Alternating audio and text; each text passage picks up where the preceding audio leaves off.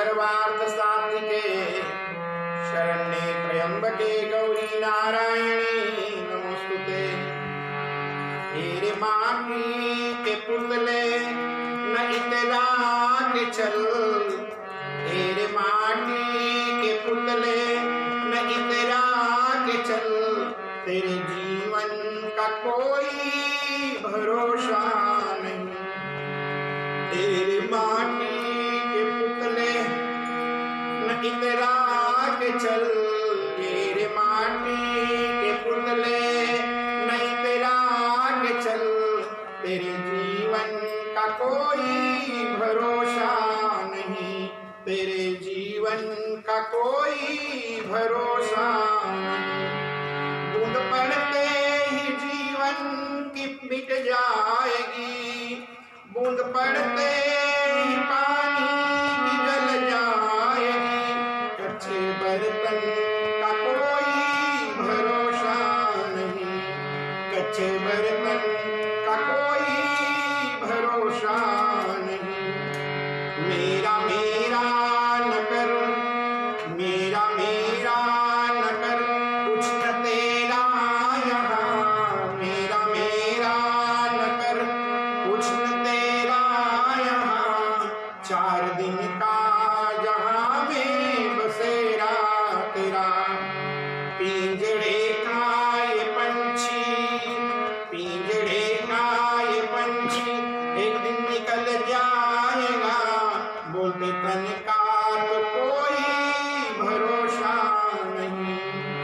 तेरे माटी के पुतले नहीं तेरा के चल, तेरे माटी के पुतले नहीं तेरा के चल, तेरे जीवन का कोई भरोसा नहीं। संसार संसार भर है ये स्वार्थ भरा, सारा संसार भर है ये स्वार्थ भरा। इसके लालच में हरगिज दीवाने नया, इनके लालच में हरगिज दीवाने नया।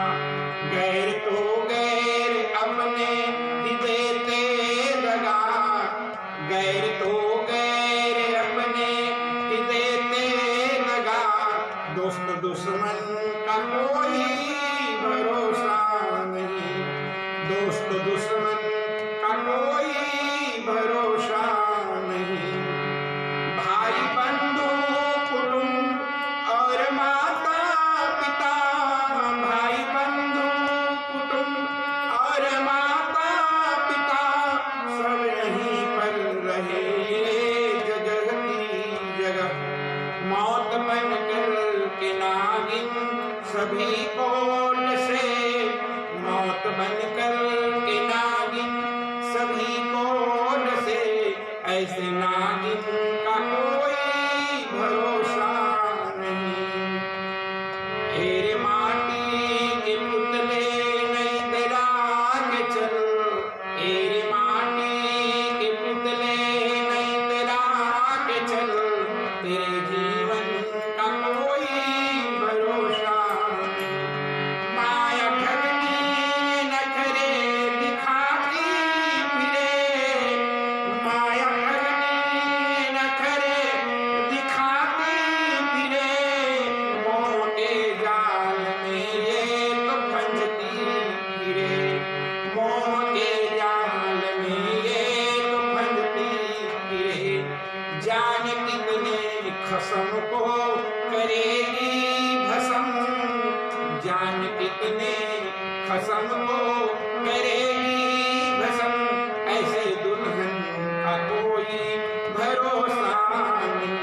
तेरे माटी के पुतले नहीं तेरा के चल, तेरे माटी के पुतले नहीं तेरा के चल, तेरे जीवन का कोई भरोसा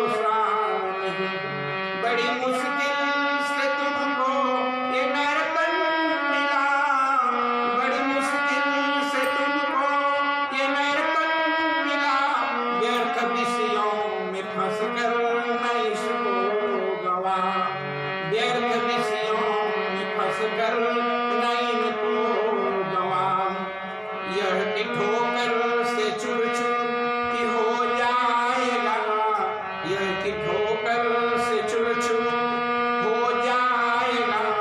नाजुक दर्पण का कोई भरोसा नहीं, नाजुक दर्पण का कोई भरोसा नहीं। तेरी माटी के पुतले नहीं तेरा के चल, तेरी माटी के पुतले नहीं तेरा के चल। तेरे जीवन का कोई भरोसा नहीं, तेरे जीवन का कोई भरोसा नहीं। मान मन सुख का कोई दीवाने कहा, मान मन सुख का कोई दीवाने कहा।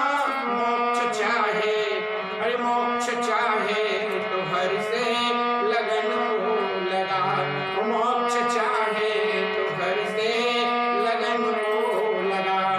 फिर ये अवसर दोबारा मिले ना मिले, फिर ये अवसर दोबारा मिले ना मिले।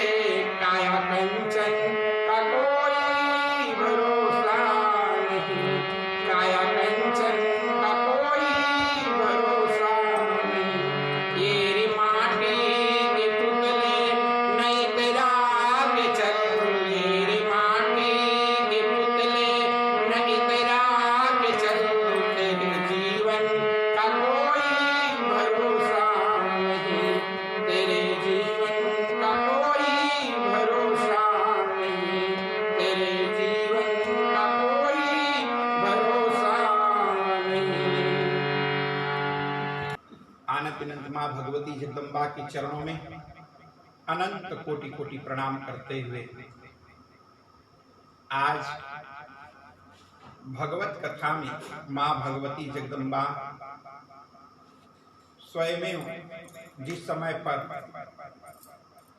महाराज हिमांचल को दिव्य ज्ञानोपदेश की चर्चा की, जब दिव्य ज्ञानोपदेश की चर्चा किए ठीक उसी समय की बात है, माँ भगवती ने उनको गीता का ज्ञान दे करके, गीता का ज्ञान का मतलब होता है ब्रह्म ज्ञान, इसी का नाम है ब्रह्म ज्ञान, इसी का नाम है गीता ज्ञान,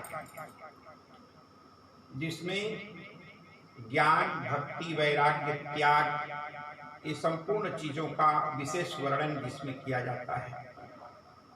ज्ञान के साथ साथ भक्ति, भक्ति का मूल स्रोत कहाँ है? तो भक्ति का मूल स्रोत होता है सत्संग से।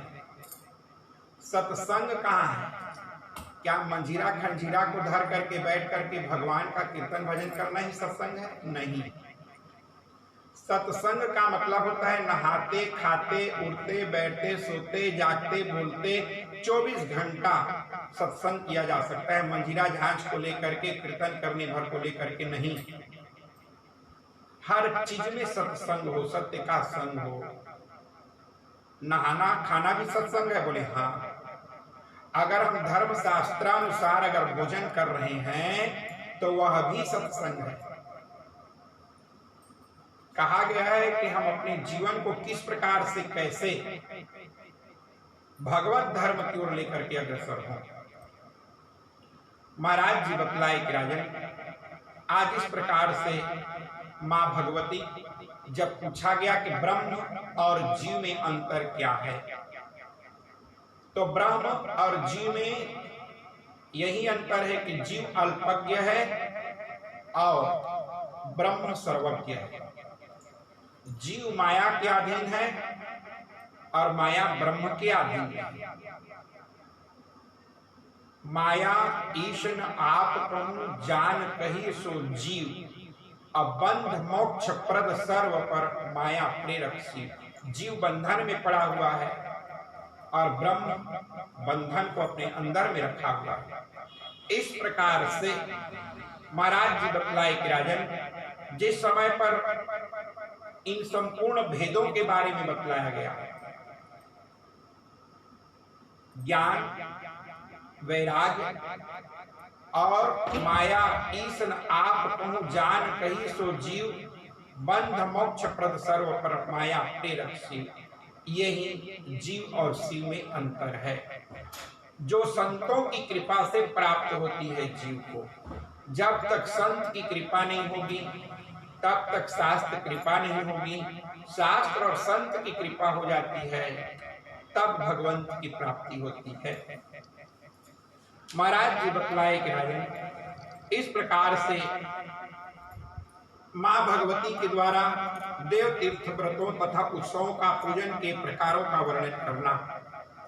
मां भगवती देवी के द्वारा तीर्थों का अर्थात तरति पापादिकम शैव तीर्थ, जहां पर पापों से तारने की क्षमता हो उसी का नाम ही तीर्थ है।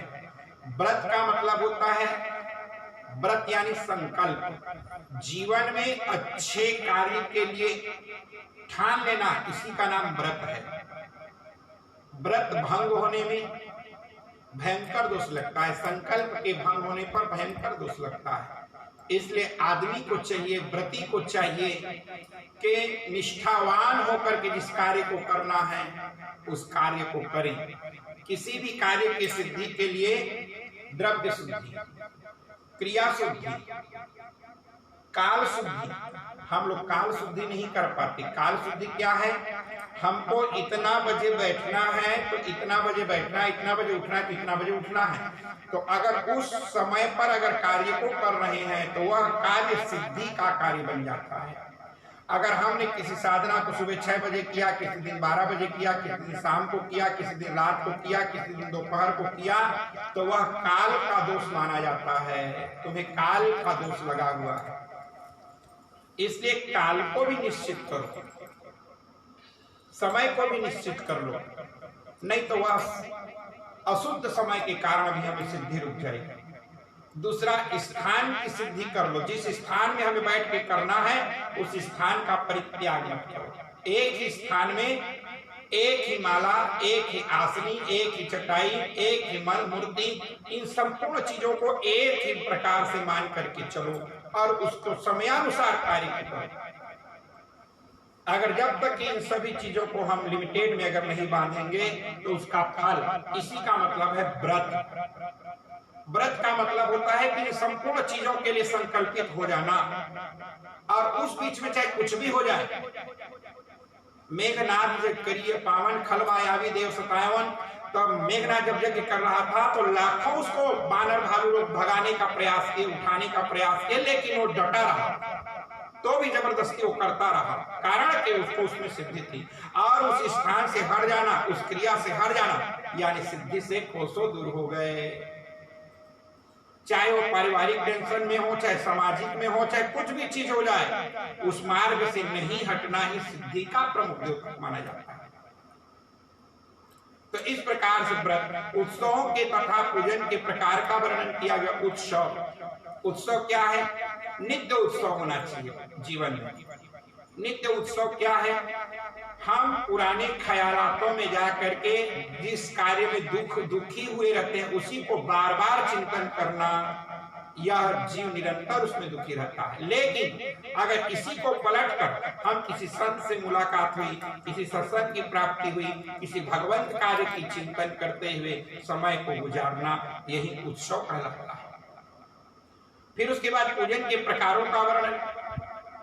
अगर हम घर में हैं तब पूर्ण द्रव्य आदि के साथ में करना, अनुष्ठान आदि करना, जिसमें पूर्ण कार्य के साथ साथ पूर्ण द्रव्य, हर चीज विधि विधान के साथ, मंत्र के साथ और श्रद्धा के साथ, ये संपूर्ण चीज जुड़ा हुआ होना चाहिए।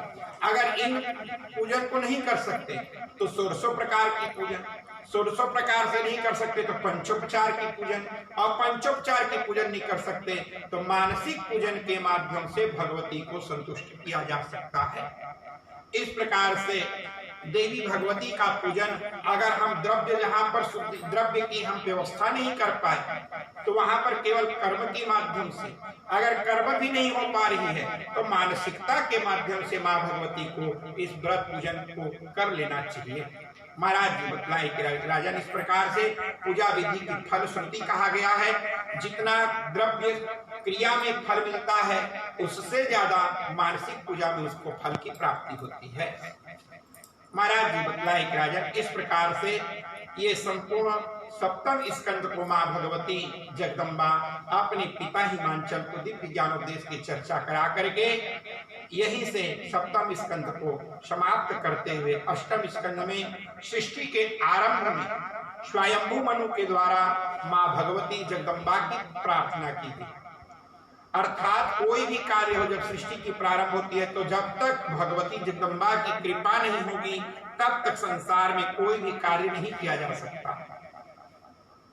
जिस समय पर भगवान ब्रह्मा जब सृष्टि के कार्य के लिए विष्णु और शंकर तीनों को कहा गया तो अचानक ब्रह्मा जी बैठे हुए थे, उनकी नाक से छिकासी आई और उनकी नाक से एक जीव आसीत, एक जंतु निकला जो क्षण मात्र न भयानक शरीर को धारण किया और भयानक शरीर को धारण करके बाराह रूप में आकर के भगवान देखे ब्रह्मा जी तो बोले, ओ विष्णु स्वरूप दूसर प्रभु बाराह अवतारी हिरण्याक्ष बलि उद्धारी। उस समय पर महाराज जी बतलाए कि राजन, जिस समय पर सृष्टि की प्रारंभ जब हुई तो उनकी नाक से जो निकला हुआ वराह नारायण था, जिसको हिरण्याक्ष और हिरण्यकश्यप, जो हिरण्याक्ष था, ये पूरे धरती को बीजा कब्जा कर लिया और धरातल को रसातल में लेकर के सिराना बना करके सोचने लगा कि अब इसका पूर्ण मालिक मैं हूं, पूरे सृष्टि का। अर्थात हिरण्याक्ष इस धरातल को लेकर के पाताल लोक में लेकर के चला गया और पुनः संसार जलमग्न हो गया। जब इस प्रकार से उनकी जब सृष्टि हुई, महाराज जी बतलाए कि राजन, जब इस प्रकार से बाराह नारायण भगवान बाराही देवी के रूप में, अर्थात माता भगवती को धरती मैया को लाने के लिए बाराह नारायण भगवान के रूप में गए, तो उसी समय बाराही देवी धरती को बाराह भगवान लेकर के लाने के कारण ये धरती का नाम है बराही। इसी धरती का नाम है बराही। इसी बाराह नारायण भगवान ने उद्धार किया और इसी बाराही के रूप में आकर के उन्होंने गर्भाधान संस्कार किया। तो उनका एक बेटा हुआ था, जो भूमि के बेटा होने के कारण उसका नाम पड़ा था भौमासुर। और यही धरती मैया वरदान मांगी थी, बराही देवी वरदान मांगी थी, महाराज जब तक मैं ना बोलूं कि मेरा बेटा मर जाए तब तक मेरा बेटा अजर अमर रहे। भगवान बाराह नारायण विष्णु जी ने कहा, जाओ ये मेरी आशीर्वाद है, तुम तत्काल ये फल तुमको प्राप्त होगा और प्रकृति देवी तुम्हारे बेटा का सहयोग करेंगे। वो भौमासुर पल बढ़ करके तैयार हुआ। जब जो कहता था, हे प्रकृति देवी मुझे अमुक फल की आवश्यकता है, तब पूरा फल आ जाता था। हे प्रकृति देवी मुझे अमुक गाय के दूध की आवश्यकता है, तो वहीं पर दूध आ जाता था। हे प्रकृति देवी मुझे अमुक पकवान की आवश्यकता है, तो अमुक पकवान आ जाता था। ये संपूर्ण कार्य भौमासुर करने लगा और प्राग्ज्योतिषपुर में जाकर के वो भौमासुर अपने राज्य का संचालन किया, जिसको स्वयं भगवती धरती मैया सत्यभामा के रूप से प्रकट होकर के और भगवान कृष्ण के साथ जाकर के युद्ध में परास्त करके, और स्वयं सत्यभामा ने कहा, महाराज अगर ये मेरा बेटा होता तो उसी समय मुर्केट की मार डालती। भगवान ने कहा, तुम धरती स्वरूपा हो, धरती के अंशभूता हो तुम सत्यभामा, जब तक तुम नहीं बोलोगी कि ये मर जाए। बोले, महाराज मातृवत प्रदारेषु परद्रव्येषु लोष्ठवत् आत्मनः स्वरूभूतेषु यः पश्यति स पश्यते। अगर ये मेरा बेटा मरा तो मैं कहती हूँ उसको मार दो। तब भगवान ने जाकर के उसके ऊपर प्रहार किया, तब कहीं जाकर के भौमासुर की मृत्यु हुई। महाराज जी बतलाए कि राजन, इस प्रकार से पूरा भूमंडलों में महाराज स्वयंभू मनु को जब भगवान ब्रह्मा ने दाहिना अंग से मनु को और बायां अंग से शत्रुपा को, और जिनते भई नर सृष्टि अनुपा, वही महाराज मनु और शत्रुपा के द्वारा मनु महाराज के 3 बेटियां हुई, आकृति, देवहूति और प्रसूति। फिर उसके बाद में उनके 2 बेटे हुए, प्रियव्रत और उत्तानपाद। महाराज जी बतलाए कि राजन, इस प्रकार से धरती को ला करके रखने के बाद में भूमंडल के विस्तार का वर्णन किया गया, जिसमें आम्रदेव, जम्बुदेव, कदम्ब का वृक्ष, वट वृक्ष के फलों के रस से भरा हुआ नदी और समुद्र के बीच में ये संपूर्ण अलग अलग द्वीप निर्माण हुआ, जिसमें इलावर्त में भगवान शंकर के द्वारा भगवान श्रीहरि के शंकरषण रूप की पूजा की जाती है। भद्रश्रवा में भद्रश्रवा के द्वारा हैग्रीव के रूप में भगवान हरि की पूजा की जाती है, हैग्रीव भगवान की पूजा की जाती है, हरि वर्ष में प्रहलाद के द्वारा नरसिंह भगवान की पूजा की जाती है, केतुमाल वर्ष में श्री लक्ष्मी जी के द्वारा कामदेव के रूप में और रम्यक वर्ष में मनु जी के द्वारा मत्स्य रूप में उनकी उपासना की जाती है। जिस प्रकार से हमारे यहाँ भारतवर्ष में जिसकी पूजा होती है उस भगवान का नाम है नारायण और यहाँ की पुजारी कौन है? नारद। इसीलिए इस क्षेत्र का नाम पड़ा नारायण क्षेत्र। हम भारतवासी लोग जितने भी भारतवर्ष के रहने वाले हैं, ये अलग अलग वर्ष हुआ, इलावर्त वर्ष, फिर उसके बाद में भद्रसवा वर्ष, फिर इसके बाद में हरि वर्ष। यहाँ अलग अलग देवताओं की अलग अलग ऋषियों के द्वारा उनके द्वारा सेवित हैं, पूजित हो रहे हैं।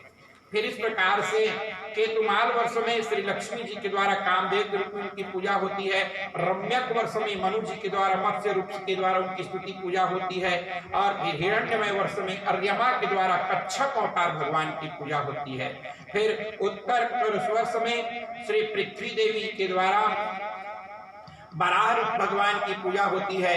किम पुरुष वर्ष में श्री हनुमान जी के द्वारा भगवान राघवेंद्र सरकार की पूजा हो रही है। भारतवर्ष में नारद जी के द्वारा नारायण भगवान की स्तुति गाई जा रही है। इस प्रकार से भारतवर्ष की महिमा का वर्णन करते हुए महाराज जी बतलाए कि राजन भारतवर्ष गायन्ति देवा अखिल गीत कानी अधन्यास्तुते भारत भूमि भागे स्वर्गा पवर्गस्य पदमार्ग भूते अभवन्ति भूयः पुरुषाः सुरत्वा। भारतवर्ष में देवताओं के द्वारा जो पतित होता है वही भारतवर्ष में जन्म लेता है। फिर इस प्रकार से भारतवर्ष वह पुण्य क्षेत्र है जहां पर सत्कर्मों के माध्यम से वह परम मोक्ष को प्राप्त किया जा सकता है। इसके बाद में जितने भी पाश्चात्य देश है, चाहे वो भारत के छोड़ कोई भी देश हो, तो वह संपूर्ण देश कर्म फल भोग है। वहां पर संस्कृति, वहां पर शास्त्र, वहां पर सत्संग का कोई महत्व नहीं है। राजा हमारे भारतवर्ष में जन्म लेना और वो भी भारतवर्ष में जन्म लेकर के संतों के साथ सत्संग करना, अर्थात पूर्ण परात्पर ब्रह्म को प्राप्त करने के लिए अगर एकमात्र स्थान है तो वह हमारा भारतवर्ष, और भारतवर्ष में जन्म लेकर के भगवत सत्संग को प्राप्त कर लेना। इस प्रकार से लोकालोक पर्वतों की व्यवस्था के साथ में प्लक्षद्वीप, शाल्मली द्वीप, कुशद्वीप, क्रौंचद्वीप, काकद्वीप, पुष्कर द्वीप आदि द्वीपों का वर्णन किया गया। जिस द्वीप में हम लोग रहते हैं इस द्वीप का नाम है जम्बू द्वीप। यहाँ पर जामुनों का वृक्ष लगा हुआ था और यहाँ पर जामुन का रस से भरा हुआ यह हमारा द्वीप था, इसलिए महाराज जी इस द्वीप का ही नाम पड़ा जम्बू द्वीप। इसीलिए कहा जाता है कि हमारे भारतवर्ष में जो व्यक्ति जामुन का वृक्ष जो लगा करके या नीम का वृक्ष, पीपल और बरगद का वृक्ष, इन वृक्षों का जो सेवन करता है या इसको धरातल पर लगा देता है तो उसको ही गंगा स्नान, त्रिवेणी संगम का स्नान फल प्राप्त होता है। जिस प्रकार से पीपल के वृक्ष को तालाब के किनारे पर लगा देने से अगर वो वृक्ष अगर झुक जाए और उस आकाश से पानी गिरने पर टप टप जितने बूंद अगर पानी में गिरती है तालाब में तो उतने ही मोती दान करने का उस जीवात्मा को फल प्राप्त होता है जिन्होंने पीपल का वृक्ष लगाया है। इस प्रकार से आम छा कर विधिवत पूजा और आम के नीचे में कौन सी पूजा करना चाहिए? पीपल तरुतर ध्यान जो धरे। अगर ध्यान धरना है तो पीपल पेड़ के नीचे में जाकर के ध्यान धरने पर ध्यान बहुत जल्दी लगता है। और जाप यज्ञ पाखरी तरु करे, पाकर कहते हैं डूमर को। डूमर के नीचे में जाकर के जाप यज्ञ आदि करने पर जो फल की प्राप्ति होती है वो अन्यत्र करने से वो फल की प्राप्ति नहीं होती। इस प्रकार से महाराज जी बतलाए कि राजन अलग अलग वृक्षों की अलग अलग पूजा का महत्व लिखा गया है। महाराज जी बतलाए कि राजन इस प्रकार से अतल वितल, पहले तो चंद्रमा ग्रहों का वर्णन किया गया। सूर्य से 1 लाख योजन के ऊपर में सूर्य, उसके 1 लाख योजन के ऊपर में चंद्रमा बसा हुआ है, अर्थात धरती से 2 लाख योजन के ऊपर में चंद्रमा बसा हुआ है। जिसको सूर्य एक राशि को पार करने में 1 महीना लगता है, उसी को चंद्रमा 2.25 दिन में उस राशि को पूर्ण कर लेता है। इस प्रकार से फिर मंगल ग्रह, बुध ग्रह, गुरु, शुक्र, शनि, इस पूरा 9 ग्रह का वर्णन धरातल के अंतर्गत किया गया है। जातक जैसा जन्म लेता है उसका प्रभाव जातक के ऊपर में उसी प्रकार से पड़ता है। अगर जातक के लग्न स्थान में अगर सूर्य पड़ा हुआ है तो जातक गर्मिया किस्म का हो जाएगा। जातक अगर कहीं चंद्र ग्रह से ग्रसित है तो उसको निमोनिया, डब्बा आदि की बीमारियां होती रहेगी, अर्थात सर्दी से वह परेशान रहेगा। अगर जिसका जो जातक अगर सूर्य उच्चिष्ट है तो वह तेजवान भी होगा, और जो बच्चा अगर चंद्रमा से उच्चिष्ट स्थान में बैठा हुआ है तो वह सौंदर्यता को धारण किया होगा, डॉक्टर आदि विशेष पद को प्राप्त होगा। जिसका मंगल स्थान अगर नीच स्थान में है लेकिन लग्न में बैठ गया है तो वह चर्म रोग का कारक माना जाएगा। अगर वही उच्च स्थान में बढ़ जाएगा तो वही धनाढ्य बना देगा और करोड़ों की जमीन जायदाद का मालिक बन जाएगा।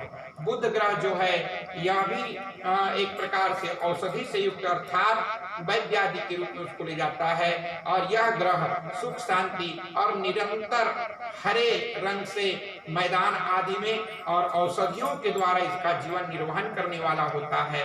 महाराज जी बतलाए। फिर इसके बाद में है गुरु ग्रह। गुरु अगर उच्च स्थान में बैठा हो तो बहुत बोलने वाला, बहुत विद्वान होगा। अगर यही निचस्थ भाव में आ जाता है तो फिर वही जातक या तो संतान से दुखी हो जाएगा, संतान की अप्राप्ति हो जाएगी। अगर शुक्र ग्रह अच्छा उच्च स्थान पर है तो यही तार्किक बुद्धि वाला बच्चा पैदा कर देगा, लेकिन यही अगर निचस्थ भाव में आ गया तो वह नेत्र से संबंधित और हड्डी से संबंधित निरंतर वह दुख को ग्रसित करता रहेगा, दुख से युक्त रहेगा। अगर शनि से उच्च स्थान में बैठा हुआ है तो वह यहाँ तक कि मंत्री और राजा का पद प्रदान कर देगा, लेकिन अगर वह शनि गड़बड़ा गया तो वही कटोरा लेकर के गली गली घुमा भी देता है। इस प्रकार से राहु और केतु ने दोनों को छाया ग्रह माना गया है, अर्थात शनि के अनुसार अपना फल देने वाला माना जाता है। इस प्रकार से ग्रहों की स्थिति का वर्णन भागवत में करने के बाद में राहु मंडलादि का वर्णन करते हुए अतल, बीतल, सुतल, तलातल, रसातल, महातल और पाताल ये 7 लोक नीचे में हैं। भूर लोक, भुवर लोक, स्वर लोक, महालोक, जन लोक, तप लोक, सत्य लोक, ये 7 लोक ऊपर में हैं। ये 14 भुवन के बीच में जो बसा हुआ है उसी का नाम है मृत्यु लोक। मृत्यु लोक में जीव जन्म लेता है और मृत्यु अवस्था को प्राप्त होता है। यहाँ पर जन्म, मरण, बुढ़ापा आदि सब चीज यहाँ पर मृत्यु लोक में सुख दुख की, लेकिन बाकी अन्य जो लोक है वह कर्मों का फल भोगने वाला लोक माना जाता है। यहाँ पर कर्म करने का लोक मृत्यु लोक माना जाता है, और अन्य जो लोक है वह फल भोग का योग माना जाता है, अर्थात अलग अलग लोक माना जाता है। महाराज जी बतलाए कि इस प्रकार से नारद आदि के द्वारा रसातल, पाताल आदि का वर्णन करते हुए भगवान अनंत का यशोगान करते हुए नरक तथा उनकी नामावली का वर्णन देवी भागवत में किया गया है। पूर्व दिशा में इंद्रपुरी का, आग्नेय कोण में वहनीपुरी का, दक्षिण दिशा में यमपुरी का और नैऋत्य कोण में जा करके जितने भी नृत्य आदि के देवताओं का वहां पर वर्णन। फिर पश्चिम दिशा में वरुणपुरी, वायव्यपुरी में वायु अर्थात पवन देवता का पुरी माना गया है। उत्तर दिशा में कुबेरपुरी, ईशान कोण में भगवान शंकर, ऊपर में भगवान ब्रह्मा और नीचे में भगवान अनंत। इस प्रकार से पूरे 10 दिक्पालों के साथ में यह संसार टिका हुआ है। फिर इसके बाद में नरकों का वर्णन करते हुए तामिश्र आदि नाम के नरकों का 28 नरकों का वर्णन किया गया। 28 नरकों के बाद में महाराज जी जीव जिस प्रकार से दुष्कर्म किया रहता है उसको उचित उसी प्रकार से फल दिया जाता है। जो आदमी अभक्षाभ्यक्ष भोजन करता है, जीव जंतुओं को मार करके भोजन करता है, ऐसे व्यक्तियों को गरम गरम लोहे को उस व्यक्ति को पिलाया जाता है। जो जाकर के जीवों का हिंसा करता है, जो गाय आदि पशुओं के ऊपर अत्याचार करता है, उसके अंग को काट करके उसी को खिलाया जाता है। इस प्रकार से नरकों का वर्णन श्रीमद् देवी भागवत में। फिर इसके बाद में 8वां स्कंद को समाप्त करते हुए 9वें स्कंद में प्रस्थान करते हुए पंचविध प्रकृति का स्पष्ट वर्णन तथा अंश, कला और कलांश का विशद वर्णन देवी भागवत में किया गया है। पंचविध प्रकृति का वर्णन अर्थात क्षिति, जल, पावक, गगन और समीर, ये 5 प्रकृतियां होती हैं। अर्थात धरती, आकाश, पहला निर्माण हुआ आकाश का, आकाश के बाद में दूसरे नंबर का निर्माण हुआ वायु का, आकाश और वायु दोनों को मिलाया गया तो तीसरे नंबर का तत्व हुआ अग्नि का, और तीनों को जब मिलाया गया तो चौथा तत्व हुआ जल तत्व, और चारों को मिलाया गया तो पांचवा तत्व हुआ धरती का। ये पांचों तत्व का पांच अलग अलग देवता हुए।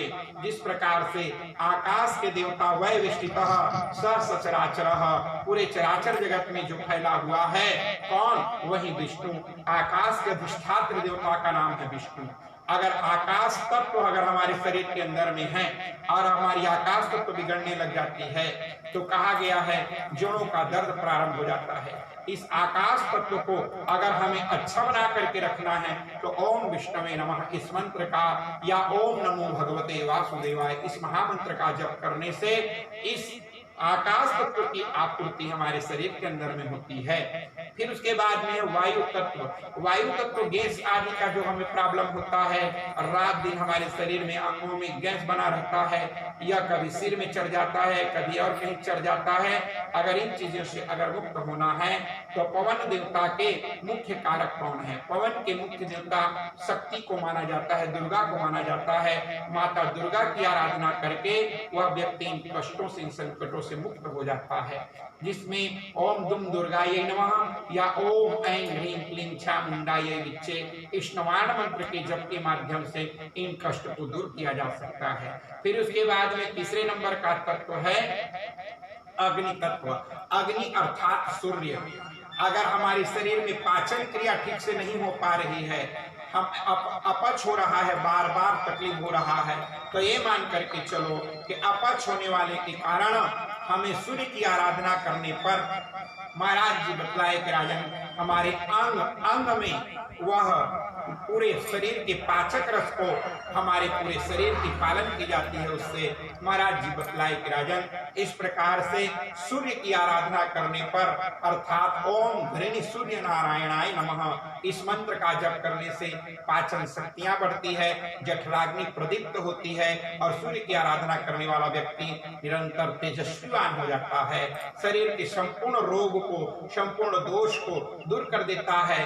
भगवती जगदम्बा कहती है देवी भागवत में, जो व्यक्ति अपने जीवन में सूर्योदय के पहले स्नान भर कर ले, पूजा पाठ अगर ना करे तो मत करे, केवल इस शाम को पानी में डुबा दे सूर्योदय के पहले, तो उसके पेट की रोटी और कमर की धोती की व्यवस्था का जिम्मेदार मैं हूं। इतना मां भगवती हमें छूट दे रही है। जो व्यक्ति इस शाम को इस शरीर को सूर्योदय के पहले अगर पानी में डुबा लेता है तो मां भगवती स्वयं उनकी व्यवस्था कर देती हैं। अगर जो व्यक्ति इस कार्य को जीवन में धारण कर लेता है वह व्यक्ति इस प्रकार से भगवती की कृपा को प्राप्त कर लेता है। महाराज जी बतलाए कि राजन फिर इसके बाद में अग्नि तत्व सूर्य की अधिष्ठात्र उनके देवता हुए, सूर्य की आराधना करने पर इन चीजों में प्रबलता प्राप्त होती है। फिर इसके बाद में नंबर आ जाता है जल। जल तत्व के अधिष्ठात्र देवता कौन है? तो इसके अधिष्ठात्र देवता है जिनके सिर से निरंतर जल की धारा प्रवाहित होती है, अर्थात भगवान शंकर। अगर जलोदर रोग हो जाए किसी को, या पानी की कमी हो जाए, या इस प्रकार से बीमारियां से ग्रसित हो जाए, तो ऐसी अवस्था में कहा गया है ओम नमः शिवाय। इन महामंत्र का जप करने से इन संपूर्ण रोगों से मुक्त हो जाता है जीवात्मा। फिर इस प्रकार से महाराज जी बतलाए कि राजन इसके बाद में धरती तत्व। धरती तत्व का मतलब होता है जो धरती तत्व के अधिष्ठात्र देवता कौन है, और धरती तत्व की अगर हमारे ऊपर प्रकोपित हो जाए तो लगता क्या है। आप कभी जमीन में सो करके देखना, सो के उठोगे तो कभी कभी माटी जैसे ये हमारा शरीर लगने लग जाता है। इसका मूलभूत कारण है कि हमें हमारे ऊपर में ये मिट्टी जो है हमारे शरीर के तत्व को खींच लेता है, जिसके कारण हमें चलने बोलने आदि में सुस्ती आ जाती है। इसलिए कहा गया है अगर धरती तत्व मजबूत होगी तो हमारे शरीर में उतनी ही मजबूती बनी रहेगी। तो धरती तत्व को पूर्ण पुष्ट करने के लिए क्या करना पड़ेगा?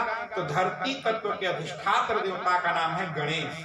जो व्यक्ति ओम नम गणपतये नमः इस महामंत्र का अगर जप किया जाए तो शरीर में अगर पृथ्वी तत्व की कमी पूर्ति को यह तत्व आपूर्ति कर देती है।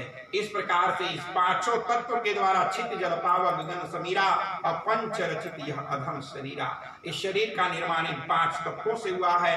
पांच तत्व के कुपित होने पर इन पांच देवताओं का अगर जीवन में इनके मंत्र का जप कर लिया जाए तो इन संपूर्ण देवताओं के आशीर्वाद से हमारा शरीर बलिष्ठ हो जाता है। इसलिए 5 देवता को हमारे शरीर में, जो व्यक्ति 5 तत्व 5 देवता कौन कौन से, तो भगवान विष्णु, तो कौन कौन से, फिर इसके बाद में दुर्गा, पहला है विष्णु, दुर्गा, दूसरा है दुर्गा, और तीसरा है सूर्य, और चौथा है भगवान शंकर, और 5वां है गणेश। ये हमारा देश 5 तत्वों 5 देवताओं का ये पूरा विश्व इन्हीं पंचदेव के द्वारा ये संसार सन्निहित है, चल रही है। महाराज जी बतलाए कि राजन, इन पंचदेव को जो व्यक्ति अपने जीवन में अधिष्ठात्र बना करके, इनके अर्थात कहने का मतलब ये 5 देव को जो व्यक्ति अपने जीवन में धारण कर लेता है, वे 5 प्रकृतियां उस व्यक्ति के लिए ये मान करके चलिए कि वह वही आरोग्य युक्त जीवन, वही दीर्घजीवी जीवन, और वहीं पर सत्संगों के द्वारा जीवन जीने वाला होता है। पंचविध प्रकृति का वर्णन करते हुए अंश, कला तथा कलांश का विशद वर्णन किया गया है देवी भागवत के अंतर्गत। महाराज जी बतलाए कि राजन, इन संपूर्ण कला कलांश का वर्णन अर्थात इनके अंशों के माध्यम से जो व्यक्ति भगवती जगदम्बा का आराधना करता है, वह इस संसार सागर से मुक्त होकर के परम मोक्ष गति को प्राप्त कर लेता है। बोले जगदम्बा मैया की जय।